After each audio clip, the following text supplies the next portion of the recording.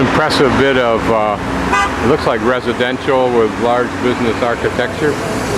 And right across the street from the impressive buildings, here's a large bank.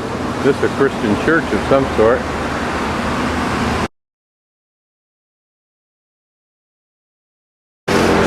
So it's the Kisha Catedrale, cathedral. I'm guessing just from the imagery, and I don't know if I'm right, that this is Mother Teresa statue, but I have no idea if that's correct or not. I'm going to look inside. A modern but also an inexpensive form of stained glass, if in fact it's even that. It may well be plastic. And that's a mosaic of sorts of Mother Teresa over on the far wall. A modern, simple, but somewhat pretty church. It's interesting to see how the concept of a side chapel is reflected here.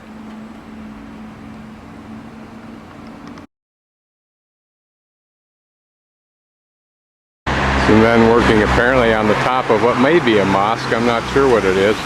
It looks like something more commercial than that, with all of the satellite dishes up on top. But it's right next to what is a fairly large and what looks quite modern buildings and a square area in front of it, between here and there. I think this was called the Pyramid, which was the Museum of Hoxha, or however that's pronounced, a former communist president that was overthrown. His daughter and son-in-law designed this building. It's been in a total state of disrepair. We're getting closer to the pyramid. I'm not sure what the symbolism of this walkway the man is using, which I will use in a moment, but and then somewhat pretty park that surrounds it. There must be an irony in having freedom from a communist despot like Hoxha was, and having this monument here that would probably cost far, far too much to destroy, and yet one cannot have a great feeling about restoring it to some really neat use, although that would be the smartest move. This might have been something of interest in the past, but no longer. An interesting architectural design when you think about it. The pyramid, of course, is iconic, but to have these panels of light, would have been fun to have seen how the interior was lit by this design. Well, it's certainly gated, but I think we can look inside. It seems that something philosophical should be said, but what a bittersweet pill it must be for the older generations to see something, a monument to the squandering of the funds their muscles underwrote, now in total disrepair and complete and total disdain.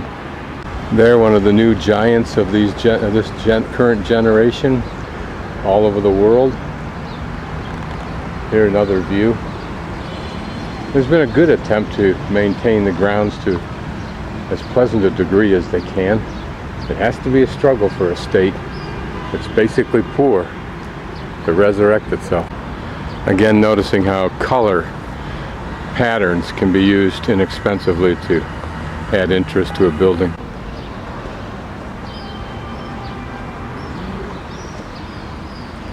All to commemorate the ego of a monster. Well, not a monster, at least a dictator. I don't know if you can notice it, but the words in black there are "Protect the Pyramid." So it's an ironical jab at some of my comments. I see a lot of people transiting from that main intersection past the pyramid back into that area. And it may be that we're looking at that square where it says 10, and that in the upper left-hand corner of that square is where the pyramid is. And that's the number 10 is the cultural center built by the communists, so it should be a big blocky thing. I think we'll see a lot of people transiting from that main intersection past the pyramid back into that area. And it may be that we're looking at that square where it says 10, and that in the upper left-hand corner of that square is where the pyramid is. And that's the number 10 is the cultural center built by the communists, so it should be a big blocky thing. I think we'll go take a look and see if that's... Well, I don't know what's drawing people to this section unless there's just a lot of government buildings and so forth here. Down there on the far right, at the end of those trees, is where the pyramid is. The Italians have given the Albanians a beautiful boulevard. Hopefully their economy will justify their taking full advantage of it in the future. They're a nicely designed building. It wouldn't stand out in a place like Berlin, but here it does. And right now, about where my thumb is, and that single black square to the right of the two, and a nice little park, and apparently a Microsoft installation, and a company called iCube. No idea what this plain communist style building is. In fact, it may not be communist, may have far too much design element, but what is interesting is this panel over here of relief. What it's for, I don't know.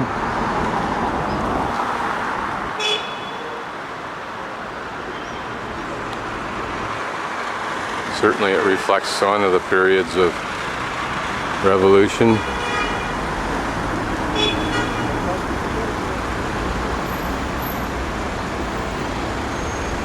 Woman holding a stone or something over her head. And the benefit of a smart car. Interesting building design. Next to a park. Somewhat maintained. Frasheri, 1850-1905.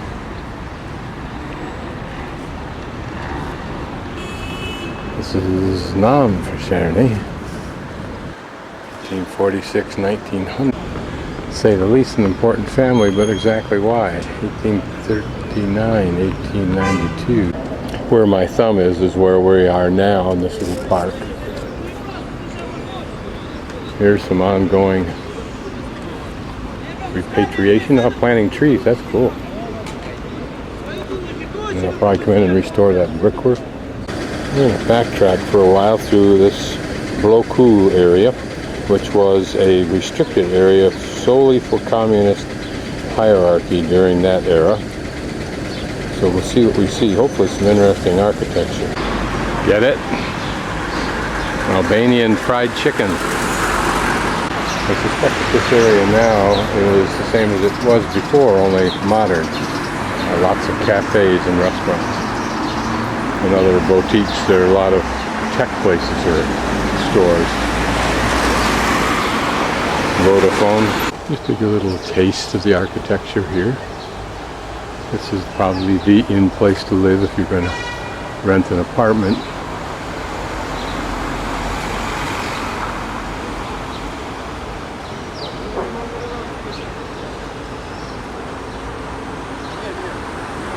Another little casino. No, it doesn't look so small.